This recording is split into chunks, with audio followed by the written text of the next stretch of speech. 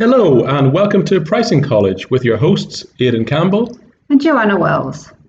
In today's episode, we want to talk about what really is the difference between pricing and revenue management. Okay, so in broad terms, I would say price management concerns setting and managing prices to drive profitability for the business and your customers, whereas revenue management concerns allocating inventory to optimize your revenue. Okay, so one thing you'll probably notice if you're applying for jobs in the pricing sector is that revenue management, being honest, there seem to be more jobs. There seem to be more jobs described as revenue management, particularly in fields such as things very much affected by COVID, bizarrely, airlines, hotels, rental cars, cruise ships, those sort of things. Often this is because pricing is often misconstrued as revenue management and considered more of a tactical lever as opposed to a strategic lever. So really people use pricing and revenue management interchangeably because they really want to drive volume or tactically discount in the market to push volume. To my mind, in layman's terms, I think of revenue management as a subsector of pricing. If the entire sector is called pricing, revenue management, to me, it applies to a certain sector which is capacity-constrained areas, ideas such as hotels, airlines, where you have a certain number of seats or rooms or cars that you can rent out. If demand goes through the roof, overnight you can't increase supply hugely. So you're trying to maximize revenue whilst assuming that your supply is constrained by physical capacity. So on an airline, if a flight's flying from New York to London tomorrow, there are 500 seats on that flight. No matter what you do, you can't make more. I suppose this is why revenue management is moving into more forecasting demand so that they can use that information to then increase supply and know ahead of time that they actually need to produce more. Or in the instance of airlines, more flights. Yeah, fundamentally, you could put on a very busy route, you could put a different flight on. I suppose, like the way I look at it, the famous example is always a flight's about to leave in 1 minute's time, and there's one seat left, and what would it be profitable to sell that seat at? I suppose the famous example is like $1 or even 1 cent, as long as you're not consuming excess fuel on the flight.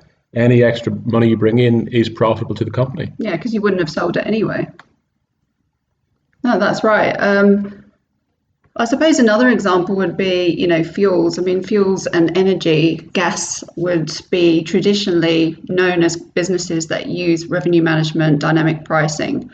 But really, that was more on the supply side. They were using it to manage their supply, how much they should, produce, allocate to their distributors, etc. But now they're really using, and this is a really exciting thing about revenue management, they're really using it to think closely about forecasting consumer demand, what drives people to buy, so they can then utilize revenue management to be more of a strategic lever. So if we think of revenue management as almost, if you can think of it today as maximizing revenue from what you have today, if you look at it, say, we'll take the example again of an airline whereby people will, prices change and people accept that prices change based on criteria such as time of day. Red-eye flights are cheaper. They will accept that flying between two non-main airports might be cheaper. Flying over a weekend, there might be discounts if you do a longer stay. They will use methods to price discriminate between the potential customers to make sure they get every potential dollar of revenue out of those customers that they can. Because if there's one seat for sale, if you sell it to a tourist who may or may not want to go to a certain city versus a business person who really has to get to that meeting on Monday morning at 9 a.m., the willingness to pay difference could be massive. Yeah, and this again comes down to, customer value drivers, understanding why people are buying, how they're buying, and how they're buying from you. Like, they're coming through the website, are they coming through a call center? What's the urgency, the need to buy? Things like that. And when we look at in revenue management, it's in recent years a huge amount of technology, computer programs, analytical data has been applied to that. If you think, as Joanna mentioned, the number of potential value drivers for those customers, it's much too much for any person to keep in their head.